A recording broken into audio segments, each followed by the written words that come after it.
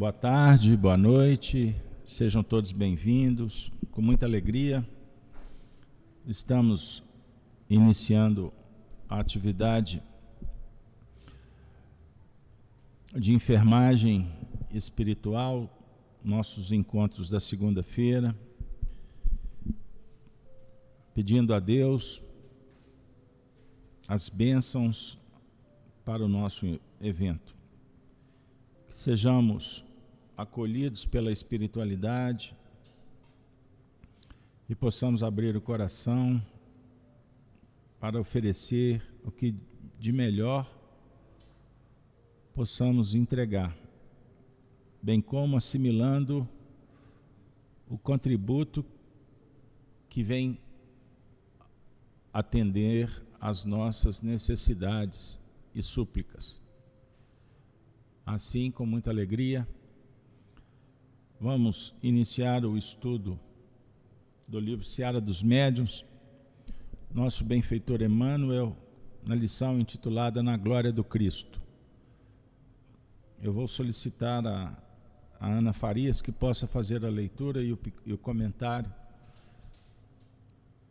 abraçando a todos que estão em casa, nos acompanhando, aqueles que vão acessar esse material posteriormente no nosso canal Gênesis. Sejam todos bem-vindos à Casa de Kardec.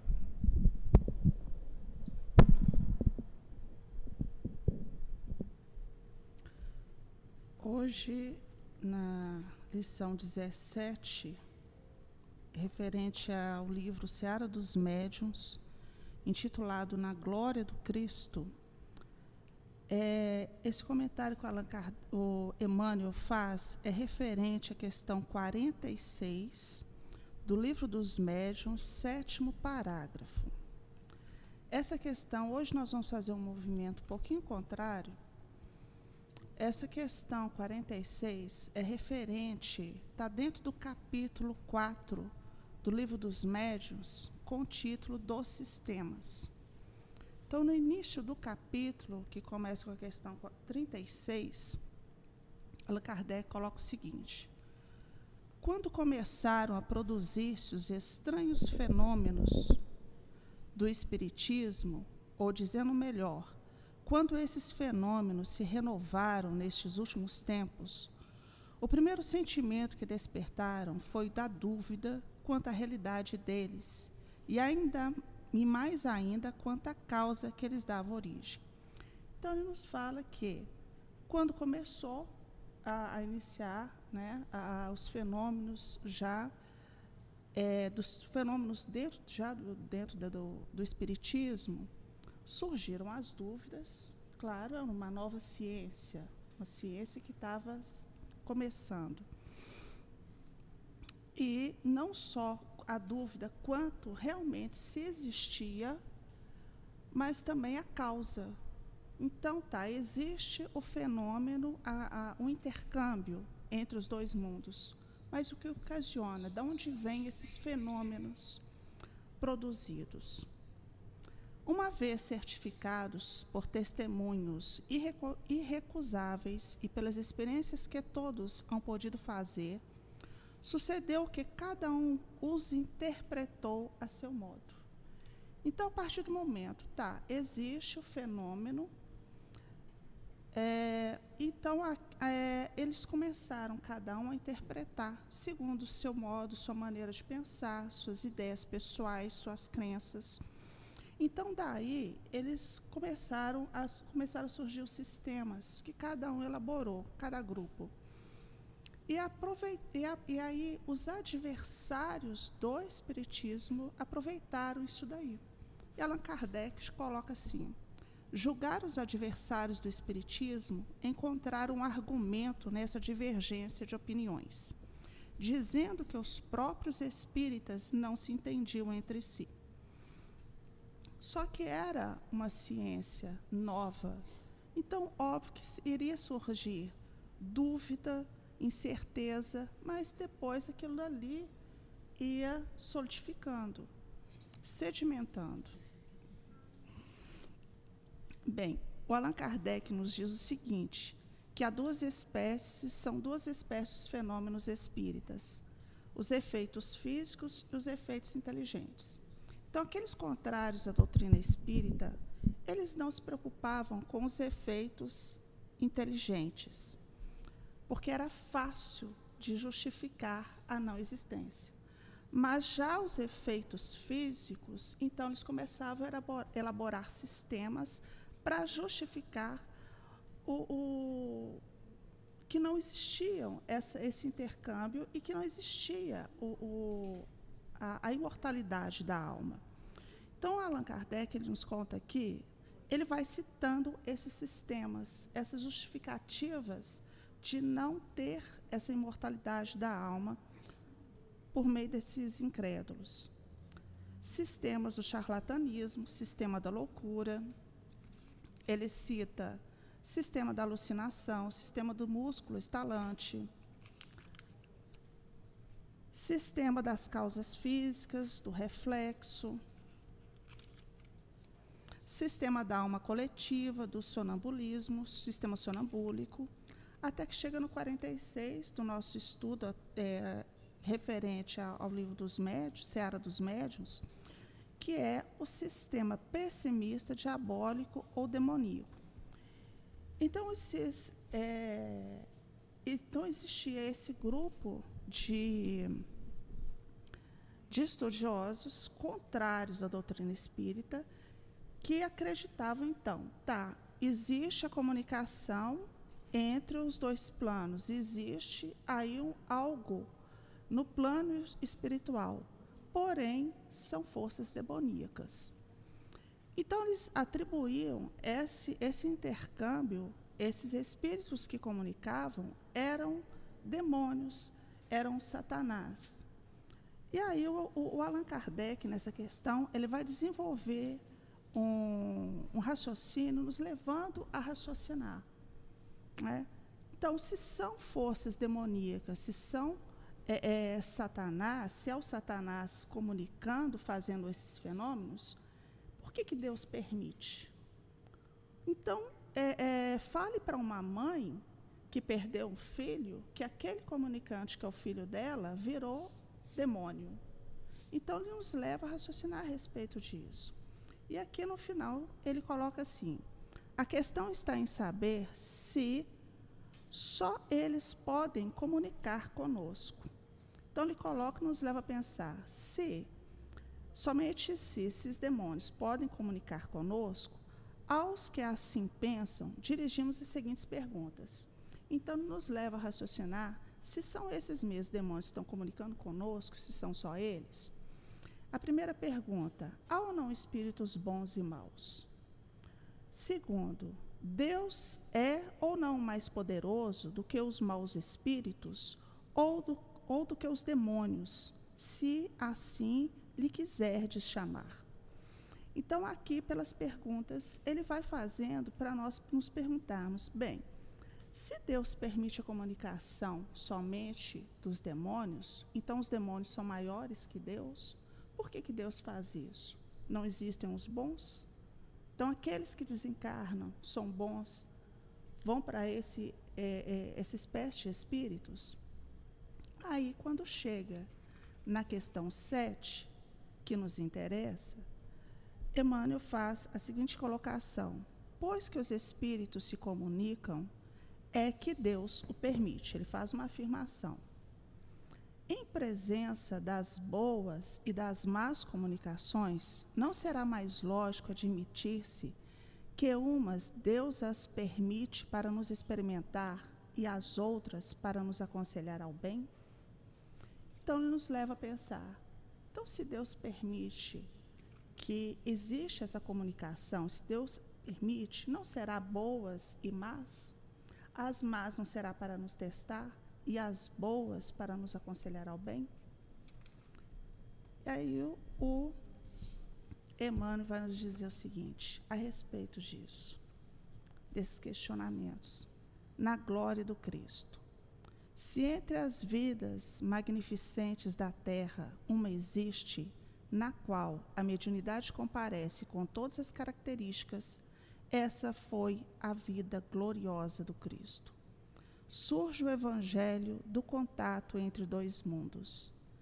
Zacarias, o sacerdote, faz-se clarividente de um instante para outro e vê um mensageiro espiritual que se identifica pelo nome de Gabriel, anunciando-lhe o nascimento de João Batista. O mesmo Gabriel, na condição de embaixador celestial, visita Maria de Nazaré e saúda-lhe o coração lirial, notificando-lhe a maternidade sublime. Nasce, então, Jesus, sob luzes e vozes dos espíritos superiores. Usando o magnetismo divino que lhe é próprio, o excelso benfeitor transforma a água em vinho nas bodas de Caná. Intervém nos fenômenos obsessivos de variada espécie, nos quais as entidades inferiores provocam desajustes diversos, seja na alienação mental do obsediado de Gadara ou na exaltação febril da sogra de Pedro. Levanta corpos cadaverizados e regenera as forças vitais dos enfermos de todas as procedências. Apazigua elementos desordenados da natureza e multiplica alimentos para as necessidades do povo. Soda os ideais mais íntimos da filha de Magdala, quanto lê na Samaritana os pensamentos ocultos. Conversa ele mesmo com desencarnados ilustres no cimo do Tabor, ante os discípulos espantados. Avisa Pedro que espíritos infelizes procurarão induzi-lo à queda moral e faz sentir a Judas que não desconhece a trama de sombras de que o apóstolo desditoso está sendo vítima.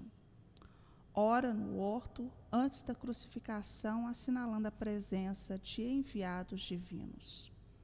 E depois da morte, volta a confabular com os amigos, fornecendo-lhes instruções quanto ao destino da Boa Nova.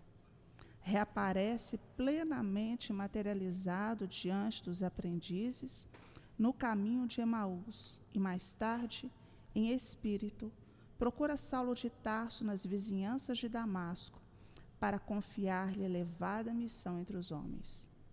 E porque o jovem perseguidor do Evangelho nascente se mostre traumatizado ante o encontro imprevisto, busca ele próprio a cooperação de Ananias para socorrer um novo companheiro dominado de assombro.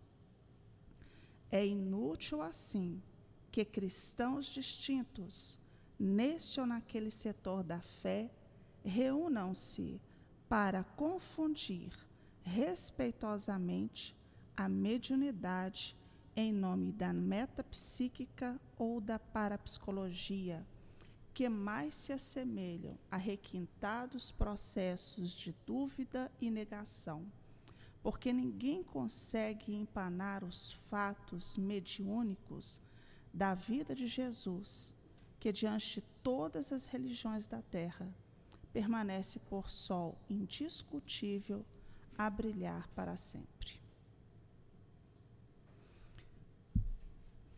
Aqui no final, ele cita Jesus como o maior médium de todos os tempos, não é?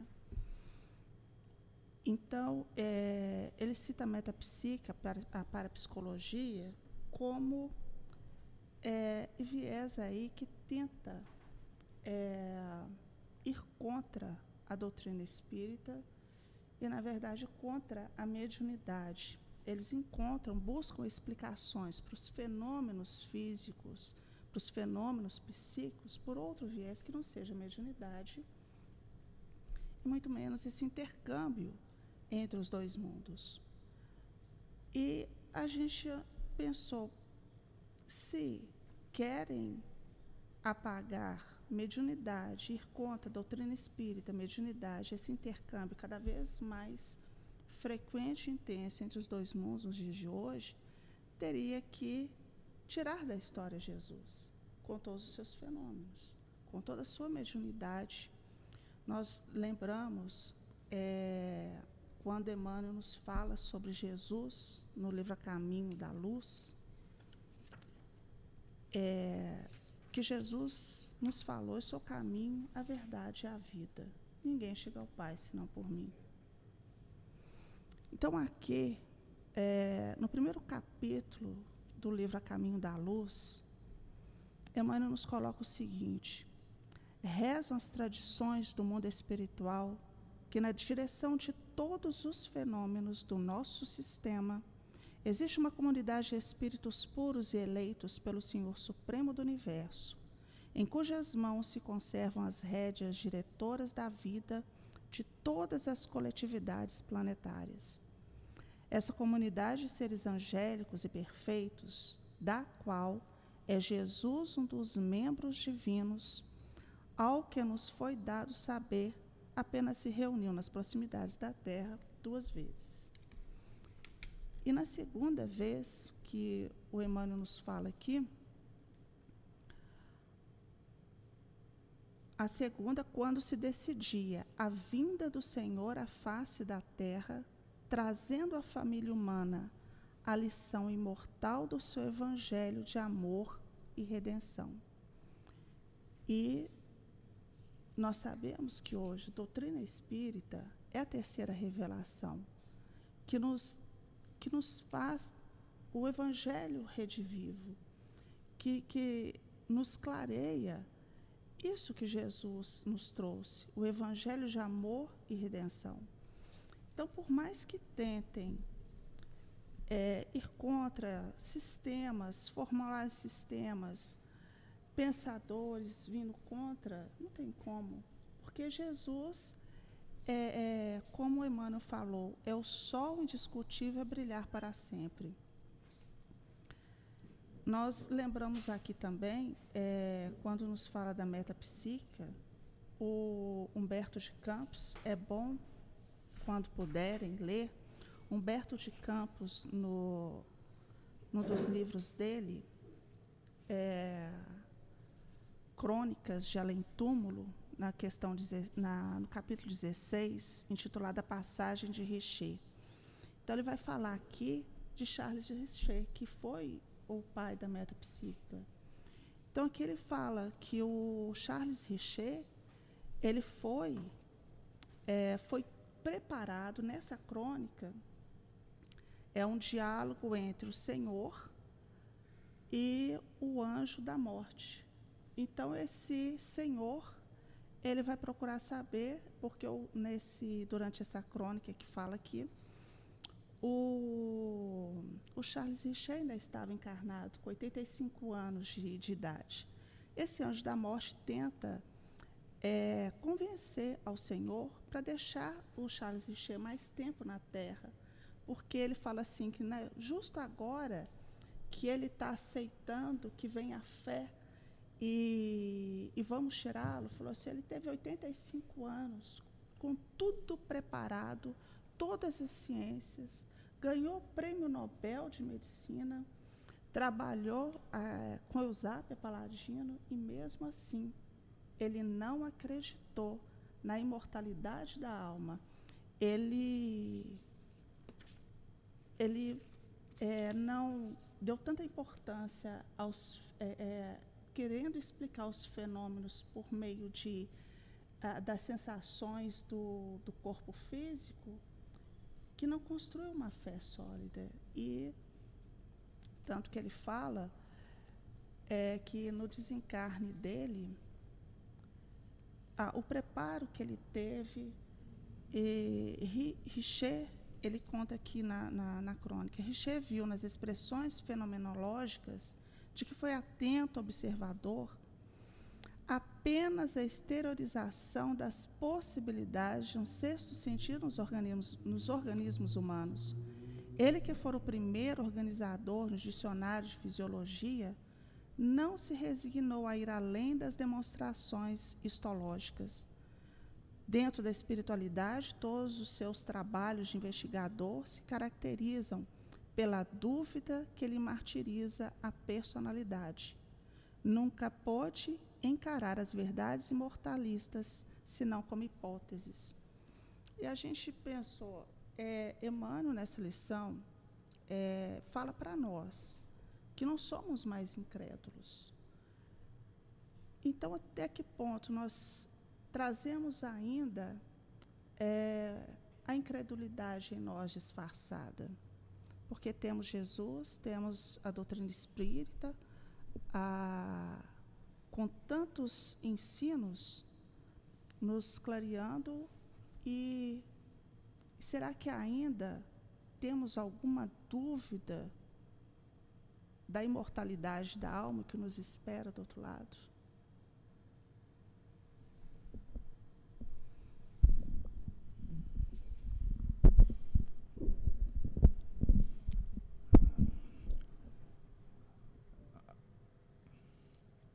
O tema mediunidade gloriosa abre diversas possibilidades, reflexões. Nós vamos apenas a guisa de um fechamento da ideia, trazer o seguinte ponto. Eu não vou entrar no mérito da dúvida, porque já foi bem trabalhado aí pelo próprio Emmanuel, pelas lições complementares. Mas eu queria falar sobre a importância da mediunidade do Cristo como ponte luminosa, e ponte dá uma ideia de unir margens.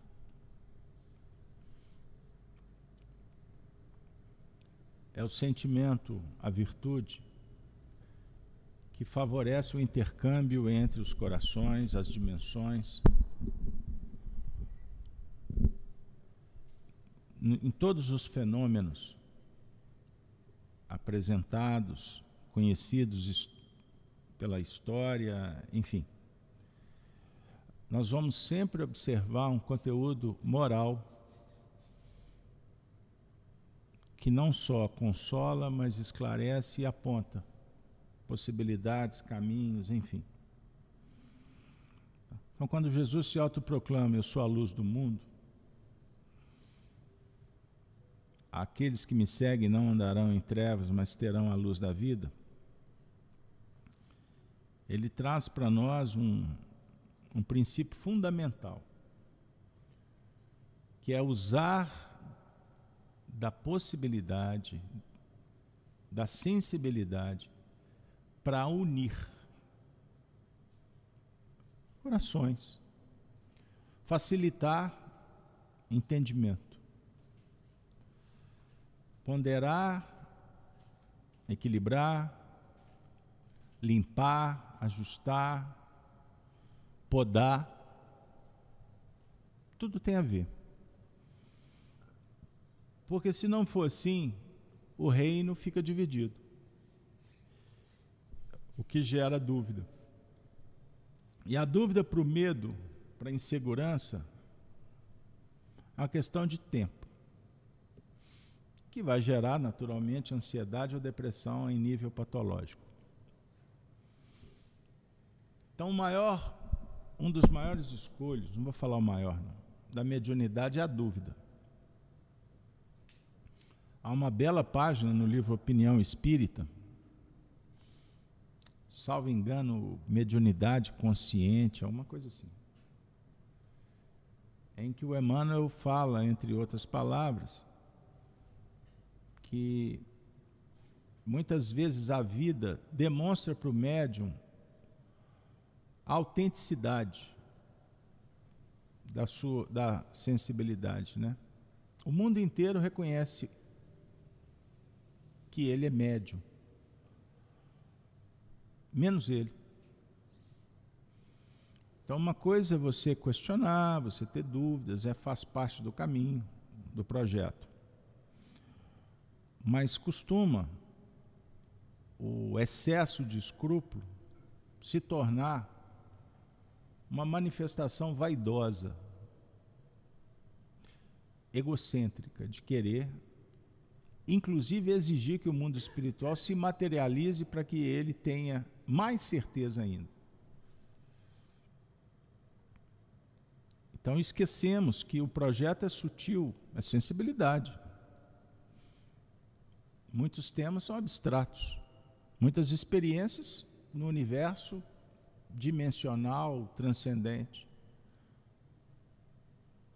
Mas o médium quer sempre prova. Ele quer sempre estabelecer uma certa jurisdição, domínio, no que remonta àqueles que o tutelam, que trabalham num nível impessoal.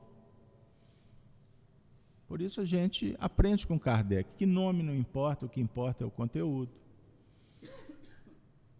Uma mensagem bem escrita, sem prolixidade. A ideia é o simples, porque a ideia é sabedoria e virtude, não é tanto o intelectualismo, embora quando o médium tem cultura, tem conhecimento, ele se torna um instrumento mais dócil, maleável, para ser afinado, inclusive, e receber textos elaborados. Mas o médium não se preocupa em estudar, em abrir, ampliar o vocabulário. Naturalmente, ele vai ser instrumento dentro do que ele se propôs ou dá conta. Embora existam médiuns que têm muita dificuldade no campo intelectual, o que não significa menos ou mais inteligência. Mas alguns tipos de inibição são fundamentais para que o médium se mantenha nas raias da virtude. Então, existem inibições, até na estrutura cerebral. Eu conheço médiuns analfabetos extraordinários, que inclusive quando estão em transe, recebem comunicações assim, de alta condição intelectual. Mas quando está no plano vigília, normal, não sabe nem conjugar verbo. Tem dificuldade de compreender. O que você está falando mesmo? Então, isso para explicar a importância de investir, vencendo barreiras, limites, não se dá por satisfeito. Então, eu até imagino, tanto que o sofrimento, as dificuldades do médium no mundo atual, que não se fala em livros. A cultura é essa rasteira superficial, condição social de redes, que é contaminante, que toma tempo, que manipula e que vicia. O indivíduo não sabe fazer outra coisa a não ser ligar o computador, o celular, para ver o que está acontecendo no Instagram, no TikTok, fica lá o dia inteiro olhando imagem. Acresce o quê?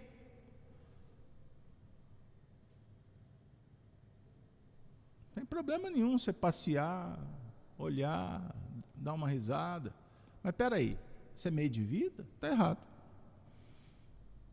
Aí você faz a contraposição. Qual que é o tempo que você dedica para ler um bom livro? Porque lembrando que a leitura é conexão. Você está com uma boa atividade com Kardec em qualquer das obras, você está em busca de sintonia com eles. O que vai te trazer? Equilíbrio, proteção e proteger contra as armadilhas, que a gente cai fácil. Costuma uma notícia ser suficiente para estragar um dia inteiro. Um comentário para destruir uma relação. Não é isso? O indivíduo está nem aí. Escreve lá no WhatsApp, seja lá onde que for, solta uma frase qualquer e isso costuma causar uma implosão. Você não sabe como é que o sujeito lá de lá vai receber. Por isso que eles falam que tem rede social aí, que é a rede do ódio. Eu nem sei, porque eu não participo. Pode ser que eu seja deselegante, deseducado, então eu evito. Ou porque isso não me alimenta. Eu prefiro estar atendendo uma pessoa, tendo um bom papo, lendo um livro.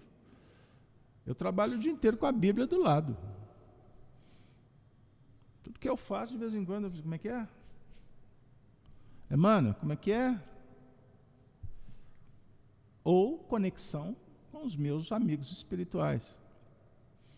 Isso não é alienar, não é alienante. É encontrar cada um a sua estratégia. Porque isso que eu estou falando para você pode ter valia nenhuma.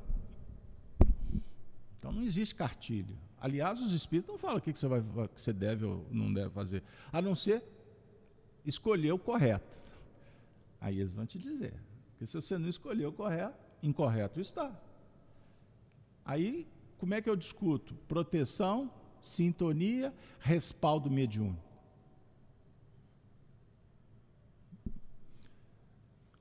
Então tem duas abordagens no Evangelho, conforme o estilo do autor, Mateus e Marcos. Registrando Jesus, por exemplo, no capítulo 12 de Mateus, no verso 25, Jesus, conhecendo os seus pensamentos, disse-lhes: todo reino dividido contra si mesmo será arruinado, e toda cidade ou casa dividida contra si mesmo não subsiste.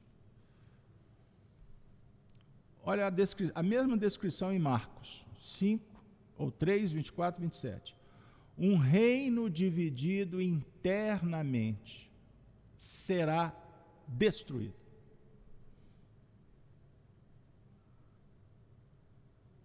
Em Mateus é arruinado, em Marcos é destruído. Da mesma forma, uma família dividida contra si mesma se desintegrará.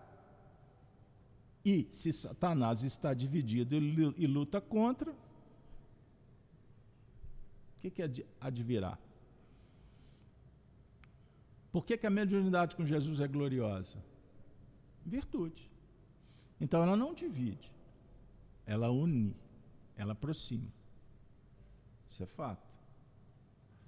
Então todas as vezes que você tiver dúvida, alguma coisa te incomodar, avalia se é o seu ego que está se manifestando, porque a gente tem dificuldade de escutar o que não quer. Então aí é egoísmo. Aí é prepotência. Mas é natural que você fique incomodado com alguma coisa, dizendo assim: esse negócio não está soando bem, tem alguma coisa estranha aí. Aí está acionando um equipamento na sua intimidade chamado desconfiômetro. Certo? Então todo médium que o que ele faz promove divisão, mensagem que causa constrangimento, tem que passar a peneira, o filtro. Porque você lê Emmanuel, ele te joga para o alto. Emmanuel não emburrece nem entristece. Ele joga firme, não tem perreps. O que é o correto ele fala. Mas ele fala de uma forma que você fica bem no final. E eu estou falando Emmanuel, parceria Chico Xavier. Né? Tanto é verdade que tinha o público que gostava do Emmanuel e tinha o outro público que gostava do Bezerra. Né? Aí vocês vão ler lá no livro, Nos Domínios da Mediunidade, capítulo 16, que vai contar a história da médium Ambrosina.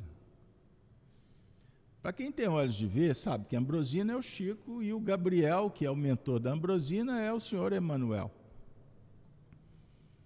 Aí André Luiz vai contar o painel de uma reunião pública. Aí ele conta quando o Emmanuel chega, que está lá os espíritos, os benfeitores, recebendo as pessoas, horas antes do trabalho. Mas o coordenador chega na hora. E quando ele chega, André Luiz comenta, o ambiente muda, a vibração altera. Aí de repente, sem perceber, o indivíduo até para de falar. Por quê? Paira o magnetismo da autoridade espiritual, que não sugere medo e não tira liberdade. Isso é papo de ditador. Mas o caso dele é amor. Aí a gente fica constrangido no bem. A luz interna é acionada e se manifesta de uma forma que vai te trazendo uma alteração que a princípio é imperceptível. Daqui a pouco você está completamente envolvido numa outra frequência que faz bem. Então, sem intelectualmente o indivíduo entender, algo na intimidade fala assim para ele: está acontecendo uma coisa boa, fica quieto. Tem uma coisa aqui especial, eu estou sentindo uma vibração. Certo? Mas é o Cristo interno. Isso é uma questão de identificação com a causa, com o propósito, com a mensagem, com a energia, com o que queiram. Só adaptar o texto e o contexto. Aí daqui a pouco, quando termina a reunião, o indivíduo até fala assim: ufa, nossa, foi bom, hein? Aí ele está voltando para o normal. Aí ele vai ficar uma semana no normal, cai, levanta, sofre, chora, ri, pensa, dispensa. Aí, semana que vem eu tenho que voltar lá.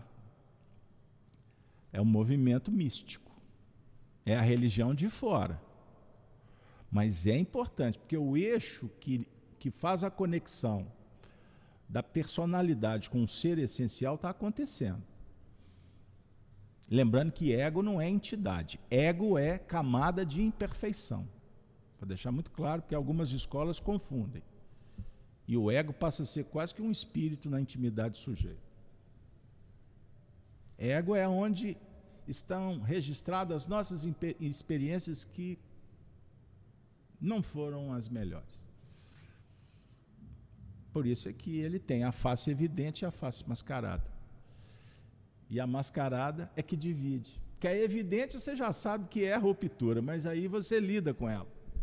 Agora, a disfarçada costuma a comunidade inteira identificar e o indivíduo não sabe o que está acontecendo. Por isso, Jesus, concluo, promove a sustentação na base da união. Então, se algum dia, em algum momento, você sentir que você está dividindo, sai dessa frequência. Ah, mas está dividido. Assim está. Você não tem controle sobre o outro. Agora, na intimidade, você percebe quando está havendo a divisão. A consciência está dizendo. Aí passa a ouvi-la. Para você unir. Deu aí? O problema hoje em dia é que as pessoas estão querendo unir lá fora. Em nome de está dividido, eu tenho que agir. Está dividido. O que é isso? Seleção de valores. E não é possível alterar o calendário de Deus. Cada um tem seu time e a gente tem que aprender a respeitar, inclusive o próprio time. Perceberam? Você tem que dar tempo ao tempo para as suas aquisições, lidar com seus limites, com autocompaixão, mas sem subserviência às imperfeições, aqui tratadas como aquelas forças que realmente impedem a marcha e que estão dentro. O mal lá fora é porque tem abertura dentro. Se tiver tudo consolidado intimamente, a gente vai entender o que Jesus disse, que não veio no mundo para condenar o mundo,